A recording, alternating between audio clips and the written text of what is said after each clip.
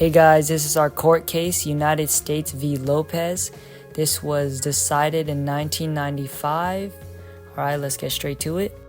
So, at the end of the first semester of 1994, Alfonso Lopez, a 12th grader, carried a concealed weapon into his Texan high school. He did not use it or take it out and was merely caught with it. The school authorities worked on an anonymous tip and confronted Lopez, to which he admitted to having a weapon on him.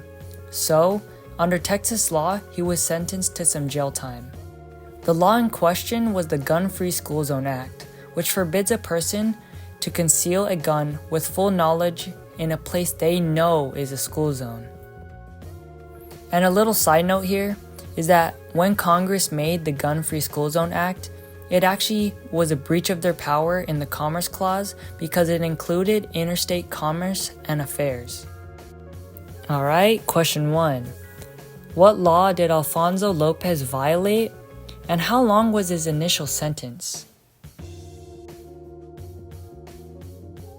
The petitioner argued that simply carrying a gun near a school had nothing to do with commerce, and Congress had no authority to regulate his actions under the Commerce Clause.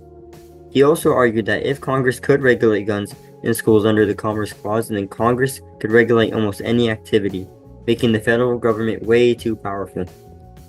Another argument was that criminal laws like this should be left to the states, since the Constitution reserves police powers to the state governments, not Congress. And this is the defendant's argument, or aka the US government. So basically, they argued that the Gun-Free School Zone Act was totally valid and was within Congress's power in the Commerce Clause.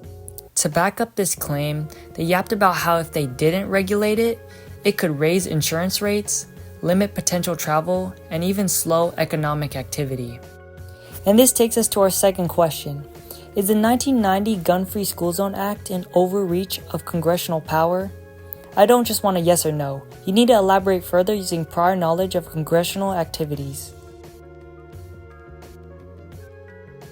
The ending result was a 5-4 vote in favor of Lopez.